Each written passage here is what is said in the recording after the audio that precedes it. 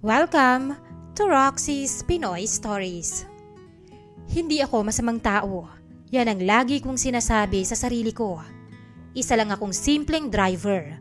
May asawa at may anak. May pangarap at tulad ng karamihan sa mga lalaking tulad ko, ginagawa ko ang lahat para lang maitawid ang pamilya ko sa araw-araw. Magandang araw po sa inyong lahat. Ako po si Fernan, 31 anyos. May asawa akong si Mila. Tahimik pero matibay na babae. May isa kaming anak, 5 taong gulang. Hindi kami mayaman, pero masaya naman kahit papano. Dati akong delivery driver. Paiba-iba ng kontrata, paiba-iba ng boss. Minsan may biyahe, minsan naman wala. Yung tipong pag umulan, wala kang kita. Pag nasira ang sasakyan, wala ka ring makakain. Kaya nang may nag-alok sa akin ng permanenteng trabaho bilang personal driver, hindi na ako nag-isip pa. Malaking sahod, sabi pa ng kakilala ko, tsaka may benefits, stay out tsaka isa lang ang amo. Ang hindi niya sinabi, babae ang magiging amo ko. Doon nagsimula ang lahat. Unang beses ko siyang nakita sa tapat ng malaking bahay sa isang exclusive subdivision. Hindi ako sanay sa ganung lugar, Miss Roxy. Yung tipong kahit gate pa lang, parang hindi ka nabagay. Nakasuot ako ng plantsadong polo, pero pawis na pawis pa rin ako sa kaba. Pagbukas ng gate, sinalubong ako ng isang kasambahay. Pinapasok ako sa sala at doon ko siya unang nakita. Nakaupo siya sa isang sofa na mamahalin. Diretso ang likod, hawak ang tablet. Hindi siya yung tipong nakakatakot na mayaman. Hindi rin siya yung trying hard na mukhang bata. Elegante at malinis tingnan. Madam, andito na po yung driver, sabi ng kanyang kasambahay. Tumingin siya sa akin, pero hindi ko alam kung bakit parang napaurong ako sa kinatatayuan ko. Ikaw ba naman ang tingnan ng babaeng sanay utusan ng mundo? Fernan? Tanong niya. Opo ma'am. May experience ka na ba sa personal driving? Opo, dating company driver po ako. Tumango siya nang walang ngiti. Okay, trial ka muna. Tingnan natin kung magtatagal ka. Yun lang, Miss Roxy. Wala nang masyadong tanong pa. Sa unang linggo, trabaho lang talaga ang lahat. Hatid, sundo, tahimik na biyahe, walang usap-usap. Siya sa likod at ako naman sa harapan. Parang may invisible wall sa gitna namin. Araw-araw, iba-iba ang pinupuntahan. Mga meeting sa hotel, clinic appointments, lunch sa mga restaurant na hindi ko kayang pasukin kahit mag-isa ko. Minsan naiisip ko, parang iba ang mundo nila. Ang buhay niya. Yung mundo na hanggang tingin lang ako dati. Pero kahit ganon, hindi siya mahirap pakisamahan. Hindi siya sumisigaw, Miss Roxy. Hindi siya nandalait at hindi rin siya maarte sa oras. Isang beses na-late ako ng 5 minuto dahil sa traffic. Akala ko sermon na agad. Pero ang sabi lang niya, okay lang, basta next time umalis tayo ng mas maaga. Doon ko unang naramdaman na iba siya sa ibang amo. Lumipas pa ang mga araw. Napansin kong tahimik talaga si Ma'am Celine. Parang laging maraming iniisip. Madalas, habang nagmamaneho ako, nakikita ko siya sa rearview mirror. Nakatingin siya sa bintana. Parang laging malayo ang iniisip. Isang beses, hindi ko napigilang magtanong. Ma'am, diretso po ba sa klinik o dadaan pa po tayo sa office? Hindi siya sumagot. Kala ko hindi niya narinig. Pero maya-maya, nagsalita siya. Fernan, may pamilya ka? Nagulat ako at hindi ko inaasahan na magtatanong siya. Opo ma'am, may asawa at isang anak na po ako. Tumango siya. Akala ko tapos na doon, pero may idinagdag pa siya. Maswerte ang may pamilya. Hindi ko alam kung bakit, pero iba ang dating ng boses niya doon. Hindi inggit at hindi rin galit. Parang punong-puno ng lungkot. Doon nagsimulang mabasag yung pader sa pagitan namin. Simula noon, paminsan-minsan na kaming nag-uusap. Mga simpleng tanong. Tagasan ka? Gaano ka nakatagal kasal? Nag-aaral na ba ang anak mo? Sinasagot ko naman yon ng maayos. Trabaho ko pa rin yon at respeto pa rin sa isang amo. Pero habang tumatagal, napapansin kong mas nagiging komportable siya sa akin. Minsan, habang naghihintay ako sa parking, may kumatok sa bintana. Pagbukas ko, kasambahay niyang stay out rin sa trabaho. Pinapatawag ka po ni madam. Kain daw po muna kayo. Sa una ay nahiya ako. Hindi ako sanay kumain kasama ang amo. Pero pinilit niya. Doon ko unang naranasang umupo sa lamesang hindi pangkaraniwan sa tulad ko. Mahaba, malinis at babasagin. Magkaharap kami. Hindi siya nagsasalita habang kumakain. Pero bago ako tumayo, may sinabi siya. Fernan, huwag kang mahiya. Hindi kita katulong. Driver kita at magkaiba yon. Simple lang yung sinabi niya, Miss Roxy. Pero hindi ko alam, pero tumatak sa akin. Pag-uwi ko sa bahay gabi-gabi, normal lang ang lahat. Ang aking asawa ay nagluluto sa kusina. Ang anak ko naman ay nanunood ng cartoons. Maliit ang bahay pero puno ng ingay. Kamusta ang biyahe mo? Tanong ni Mila ang aking asawa. Tsaka ako ni Yakap. Ayos naman. Mabuti at hindi masyadong traffic ngayon. Sagot ko sa kanya. Hindi ko sinabi ang lahat. Hindi rin naman kailangan. Sa totoo lang, wala pa naman akong itinatago noon. Pero habang lumilipas ang mga araw, napapansin kong may nagbabago. Hindi sa kanya, kundi sa akin, Miss Roxy. Minsan, habang kumakain kami ng hapunan, naalala ko yung katahimikan sa bahay ng amo ko. Yung lamesang malaki pero walang laman. Yung bahay na maganda pero parang walang buhay. At hindi ko alam kung bakit naaawa ako. Isang hapon, pauwi na kami galing meeting. Mabigat ang traffic. Halos gumagapang ang mga sasakyan. Bigla siyang nagsalita. Fernan, buti hindi kayo nababagot sa ganitong trabaho niyo. Napaisip ako. Hindi naman po.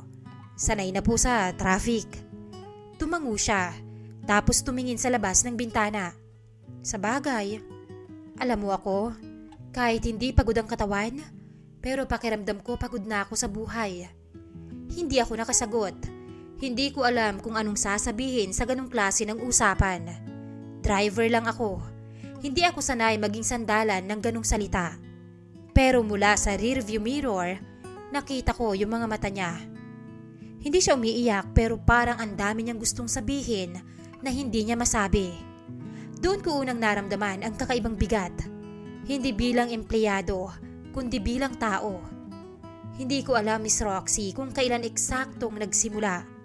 Kung sa unang sabay naming kain o sa unang personal niyang tanong. O kaya sa unang pagkakataong nakita ko ang lungkot sa likod ng pagiging mayaman niya. Basta ang alam ko lang, unti-unting nagiging iba ang tingin ko sa kanya. Hindi na lang siya amo. Hindi ko pa alam kung ano siya noon, pero sigurado ako sa isang bagay. Sa harap ng manibela, trabaho lang dapat ang lahat. Pero habang pinapaandar ko ang sasakyan niya araw-araw, hindi ko na malayang may bahagi ng sarili ko ang unti-unting napupunta sa kanya. Pagkatapos ng ilang buwan na pagmamaneho ko kay Madam Celine, naging routine na ang lahat. Alam ko na kung anong kape ang gusto niya, kung anong daan ang ayaw niya, kung kailan siya tahimik at kung kailan siya pagod. Hindi siya madaldal na babae pero kapag nagsalita, may laman. At sa totoo lang, doon ako unti-unting nadala. Hindi sa ganda niya, hindi sa yaman, kundi sa lungkot niya. Isang araw, nasa mall kami para sa meeting niya sa isang business partner. Pinababa niya ako sa basement parking. Dito ka muna, Fernan. Matatagalan ako. Opo, ma'am. Sanay na ako sa ganun. Driver life. Hintay, upuan, tingin sa cellphone, kain ng biskwit. Pero maya-maya, nag-vibrate ang cellphone ko. Unknown number. Hello? Fernan, nasan ka? Boses ni Ma'am Celine. Nagulat ako. Ito ang unang beses na tumawag siya mula nang ibigay ko sa kanya ang aking numero. Nandito lang po ako sa parking, ma'am. Umakyat ka. Kumain ka muna. Okay lang po ma'am, Umakyat ka, putol niya. Yung tono niya hindi galit, pero hindi rin pwedeng tanggihan. Pagdating ko sa restaurant, nakita ko siyang mag-isa sa table, malayo sa karamihan at tahimik na pwesto. Umupo ka. Nahihiya pa rin ako kahit ilang beses na nangyari yun. Ma'am, okay lang po ako. Fernan, hindi kita pinapahiya. Pinapakain kita. Hindi ko alam kung bakit, pero natahimik ako. Umupo ako sa tapat niya. Tahimik kaming kumain sa una tulad ng dati, pero bigla siyang nagsalita. Masarap ba? Opo ma'am. Hindi ka pa rin nasasanay. Napangiti ako ng konti. Hindi po kasi ako pang ganito ma'am. Tumingin siya sa akin. Sanay ka sa hirap pero hindi ibig sabihin nun, hindi na kayo pwede sa mga ganito. Natigilan ako. Hindi ko alam kung papuri ba yun o awa. Simula noon, mas dumalas yung mga ganong sandali. Yung tipong hindi na lang trabaho ang usapan. Minsan, habang nagmamaneho ako pauwi galing meeting, bigla siyang nagsalita. Fernan, gaano na kayo katagal ng asawa mo? 7 taon na po ma'am. Masaya ka? Hindi ako sumagot agad. Hindi dahil sa hindi ako masaya, kundi dahil hindi ko alam kung bakit niya tinatanong. Opo. Sagot ko. Tumango siya at tumingin ulit sa labas. Maswerte siya. Minsan naman, habang naghihintay ako sa klinik niya, pinapasok niya ako sa loob. Hindi sa waiting area kundi sa mismong private room. Dito ka muna, masyadong mainit sa labas. Hindi ako komportable, pero hindi rin ako makatanggi. Doon ko mas napansin ang buhay niya. Malinis, tahimik at maayos. Pero walang bakas ng pamilya. Walang picture frame na may anak. Walang kalat na may buhay. Walang ingay. Yung tipong maganda ang lugar, pero hindi masaya. At habang nakaupo ako sa sulok, napaisip ako. Gusto ko bang magkapera kung ganito rin lang ang magiging kapalit? At habang tumatagal, mas lalo nang nagiging personal ang mga tanong niya. Hindi siya nangingialam, pero parang naghahanap siya ng sagot sa buhay ko. Anong ginagawa mo pag day off mo? Sa bahay lang po ma'am. Minsan namamalengke. Minsan naman inilalabas ko yung anak ko. Tumahimik siya saglit. Masaya siguro yung ganon. Ngumiti ako ng matamis. Opo ma'am. Simple lang pero iba po ang pakiramdam kapag kasama ang pamilya. Tumango siya, pero sa mga mata niya, may kirot akong naaninag. Hindi ko alam kung kailan ako nagsimulang maging komportable. Siguro nung tumigil na akong kabahan sa presensya niya. O kaya nung nasanay na akong marinig ang pangalan ko sa boses niya. Hindi na driver, hindi na ikaw, Fernan na. At sa simpleng bagay na yon, may nagbago sa pakiramdam ko sa kanya. Isang araw, pauwi na kami galing sa isang hotel meeting. Tahimik ang biyahe namin. Gabi na at konti ang sasakyan sa kalsada. Pagpasok namin sa basement parking ng kondo niya, biglang huminto ang elevator.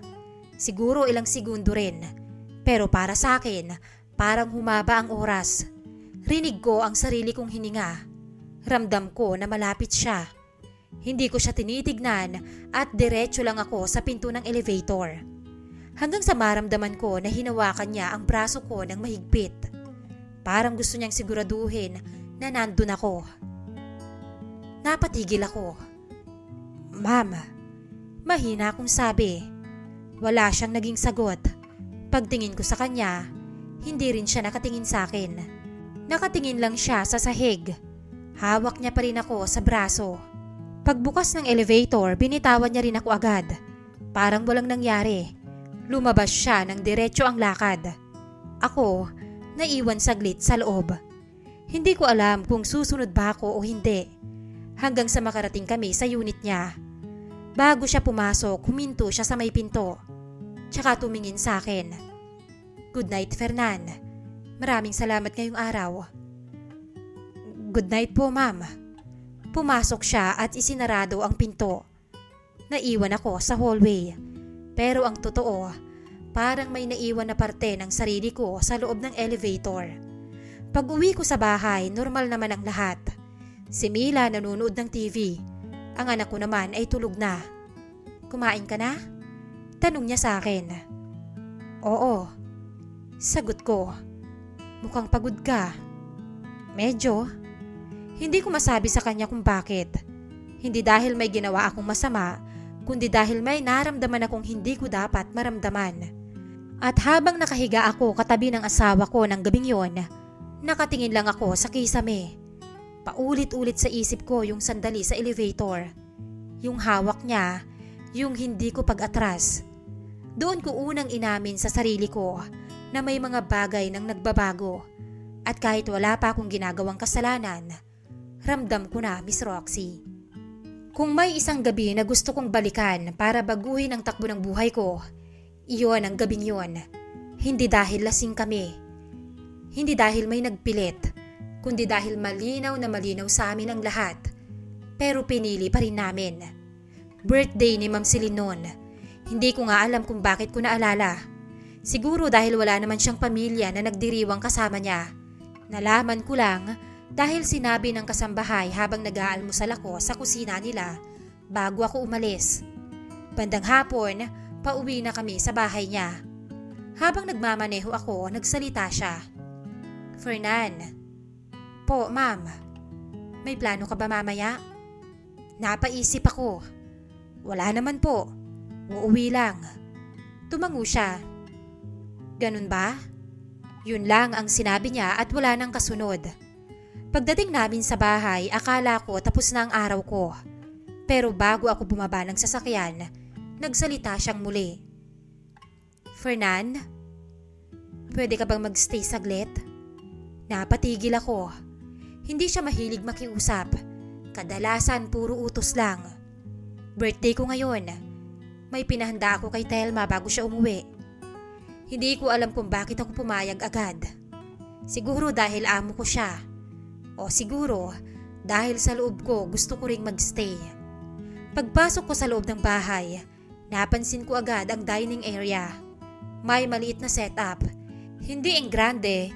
Isang cake, 2 wine glass at konting pagkain.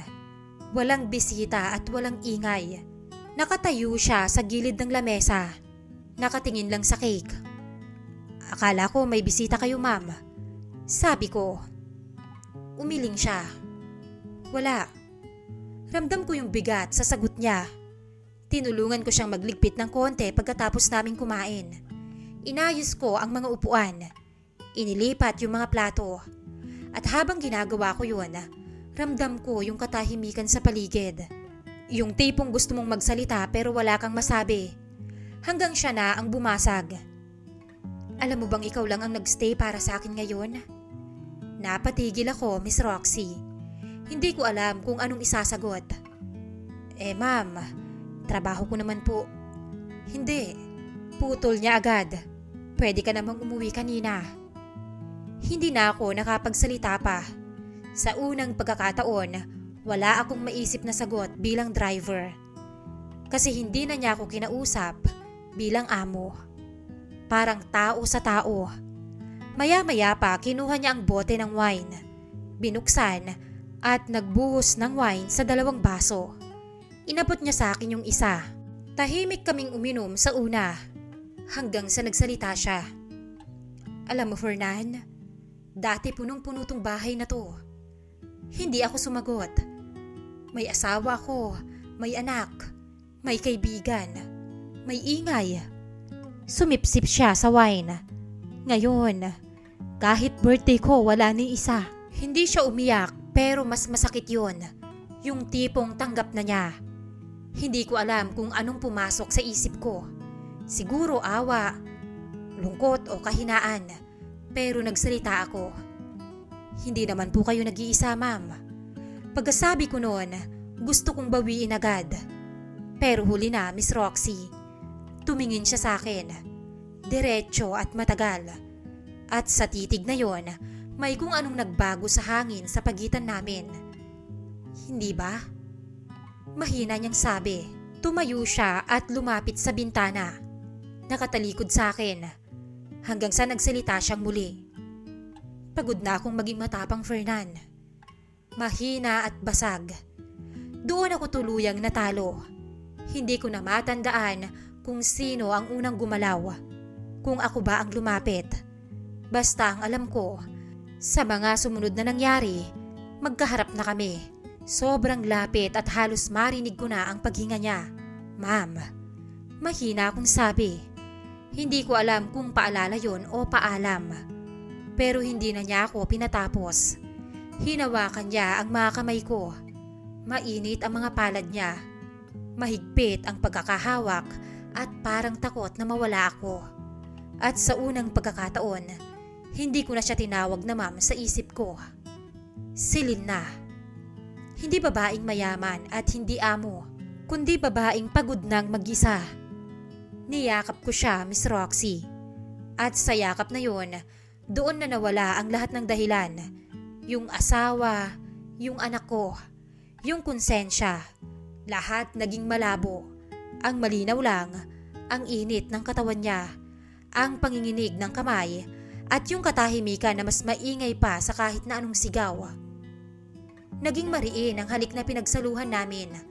Para siyang nasabik sa bagay na yun. Naglumikot ang mga palad niya at doon ay hindi ko na rin pinigilan pa ang aking sarili.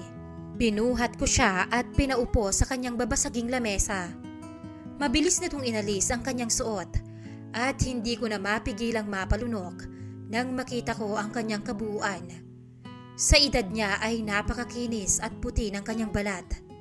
Ang bewang ay sadyang balingkinitan pa rin.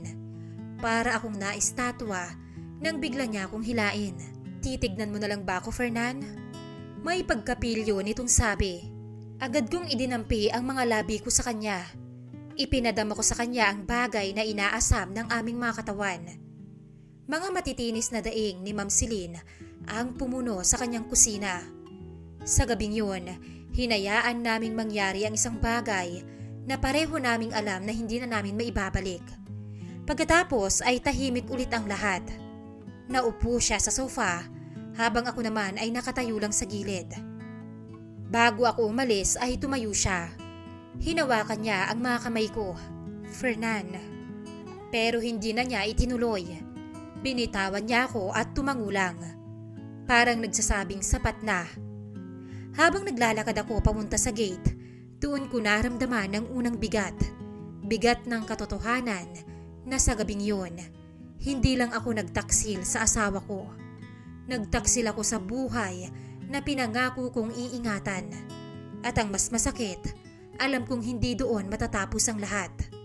Kasi sa kabila ng guilt na kumakain sa dibdib ko, may bahagi sa akin na gustong bumalik. Pagkatapos ng gabing yon, hindi kami lumayo sa isa't isa. Mas lalo kaming naging malapit. Kinabukasan, pumasok ako sa trabaho na parang walang nangyari. Pagbukas niya ng pinto, hindi na siya yung dating Ma'am Celine na tahimik at malamig. Iba na yung tingin niya. Mas malambot na. Good morning, Fernan. Sabi niya. Hindi na drive. Hindi na let's go. Fernan na. At sa simpleng pagbabago na yun, alam kong wala nang atrasan. Nagbago ang lahat, hindi sa harap ng ibang tao, kundi sa pagitan naming dalawa. Sa mga sandaling kami lang, mga titig sa rearview mirror, mga hawak kamay sa madilim na parking, mga katahimikan na punong-puno ng kasalanan. At habang tumatagal, mas lalo kaming nasasanay. Pero ang mas masakit, hindi ako ang unang nag-adjust. Si Ma'am Celine. Unti-unti, binago niya ang mundo ko. Hindi sa salita, kundi sa pera, Miss Roxy. Isang araw bago ako umuwi, inabot niya sa akin ang isang maliit na paper bag. Para sa anak mo. Pag uwi ko, binuksan ko yun. Isang sapatos. Original, bago at mahal. Hindi ko kayang bilhin ang mga ganun. Napatitig lang ako. Oh, saan galing to? Tanong ng aking asawa. Hindi ako makasagot agad. Bonus daw sa trabaho. Nabanggit ko kasi si Bunso. Ngumiti siya. Yung simpleng ngiti ng asawang kontento na sa maliit na biyaya. Doon ako unang nilamon ng hiya, Miss Roxy. Akala ko minsan lang yun. Pero hindi. Nasundan pa. Groceries, bagong bag para kay Mila. Laruan ng anak ko. Minsan, sobre na may laman. Pang-uwi mo, sabi pa ni Madam Celine. Ayokong tanggapin noong una. Pero lagi niya akong binabatuhan ng isang linya. Para sa pamilya mo yan. At sa tuwing maririnig ko yon, nawawala ang lakas kong tumanggi. Unti-unti, naging normal ang kasinungalingan. Bonus, overtime, allowance, mga salitang paulit-ulit kong sinasabi sa asawa ko. Habang siya, tuwang-tuwa. Ang bait naman ng amo mo, sabi ni Mila minsan. Ngumiti lang ako.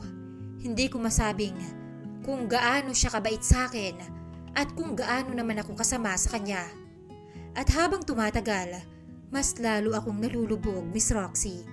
Hindi lang sa relasyon namin, kundi sa pakiramdam na parang may dalawang buhay ako. Isang Fernan sa bahay, tatay at isang simpleng asawa. At isang Fernan sa tabi ni Madam Celine.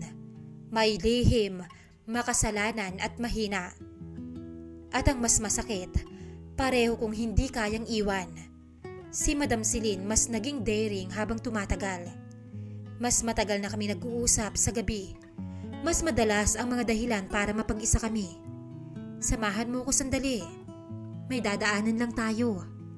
Pero mauuwi kami sa isang mainit na tagpo. Pero habang lumalalim kami, mas lalo akong nilalamon ng guilt, Miss Roxy. Lalo na tuwing uuwi ako ng gabi. Yung tipong bubuksan ko ang pinto ng bahay namin, tapos sasalubong sa akin yung anak ko. Yayakap sa binti ko at sa likod nun ay si Mila. Ngiting-ngiti at nagtitiwala.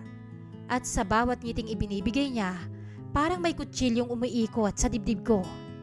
Isang gabi, habang kumakain kami, napansin kong nakatingin lang si Mila sa akin. Fernan, pagod ka ba? Hindi naman. Parang ang tamlay mo kasi lately. Hindi ako nakasagot. Hindi dahil wala akong dahilan, kundi dahil sobrang dami. At kahit anong piliin ko, may masasaktan, Miss Roxy. Kinabukasan, sinabi ko kay Madam Celine, Ma'am, parang mali na to. Tumahimik siya. Hindi siya nagalit at hindi siya nagtaka. Parang matagal na niyang inaasahan. Mali naman talaga simula pa lang, Fernan. Mas masakit marinig yun kaysa sigawan niya ako kasi totoo, Miss Roxy. Akala ko doon na matatapos. Akala ko may lakas na akong umatras pero hindi. Kasi bago ako bumaba ng sasakyan, inabot niya ulit ang kamay ko. Marahan at nanginginig. Pero wag mo muna akong iwan. Hindi utos at hindi pakiusap, kundi takot, Miss Roxy. At doon ay tuluyan na naman akong natalo. Sa bawat ngiting binibigay ko sa pamilya ko, may katumbas na kasalanan na hindi mabayaran. At sa bawat gabing kasama ko si Madam Celine, mas lalo kong nararamdaman na may mga bagay na kahit hindi mo gustong mahalin, kapag nasanay ka na, hindi mo na kayang takasan. Alam kong darating ang araw na sisingilin ako ng lahat. At pag dumating ang araw na yon, hindi pera ang mawawala sa akin, kundi ang mga taong hindi ko kayang palitan. Pero tulad ng lahat ng maling bagay, may katapusan. Hindi mo lang alam kung kailan. Nakakapagod pala, Miss Roxy, yung araw-araw kang magsisinungaling sa mga taong mahal mo. Yung tipong okay naman ang lahat sa labas, pero sa loob mo may unti-unting nauubos. At dumating yung araw na napansin ko na lang, hindi na ako masaya. Isang gabi, hinatid ko si Madam Celine pa uwi. Tahimik ang biyahe namin. Walang music at walang usap. Pagdating sa tapat ng bahay niya, hindi siya agad bumaba. Nakatingin lang siya sa labas ng bintana. Fernan, sabi niya sa akin, masaya ka pa ba? Simple lang na tanong, pero hindi ko masagot-sagot. Hindi ko alam kung saan nanggaling ang lakas ng loob ko. Pero nagsalita ako, Miss Roxy. Hindi na po kaya ng konsensya ko, ma'am. Tumahimik siya. Parang matagal na niyang alam na may hangganan. At bago siya bumaba ng sasakyan, tumingin siya sa akin. Hindi na tulad ng dati na puno ng lungkot. Alagaan mo ang pamilya mo, Fernan. Yun lang. Walang drama, walang pigil. Walang huling yakap. Pero doon ko naramdaman, totoo na itong paalam. At napakabuti ni Madam Celine. Hindi ako agad umalis. Nakaupo lang ako sa driver's seat, hawak ang manibela. Masakit, oo. Pero magaan, Miss Roxy. Yung pakiramdam na alam mong may tinapos kang mali. Kahit hindi mo na mababawi ang lahat. Pag uwi ko ng bahay, nadatnan ko si Mila na tulog sa sofa. Nakatabi sa kanya yung anak namin.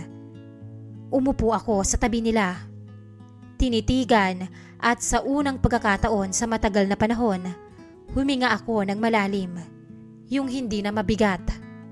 Hindi ko alam kung mapapatawad ko ang sarili ko.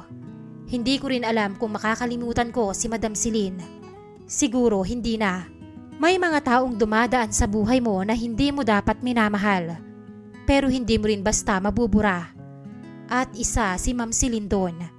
Hanggang ngayon, Miss Roxy, driver pa rin ako. Pero hindi na kay Ma'am Celine. Pareho pa rin ang buhay sa labas. Traffic, biyahe, pawis. Pero sa loob ko may nabago. Mas tahimik at mas totoo. At kung may natutunan man ako sa lahat ng nangyari, hindi lahat ng kasalanan may malakas na kapalit. Minsan, ang kapalit lang, yung mga alaala na dadalhin mo habang buhay. At yung tanong na paminsan-minsang bumabalik sa isip mo. Paano kaya kung hindi ako naligaw? Hindi ko na alam ang sagot. Ang alam ko lang, tuloy pa rin ang biyahe. At sa pagkakataong ito, mas pinipili ko ng umuwi, Miss Roxy. Hanggang dito na lamang po at maraming salamat. Lubos na gumagalang, Fernan.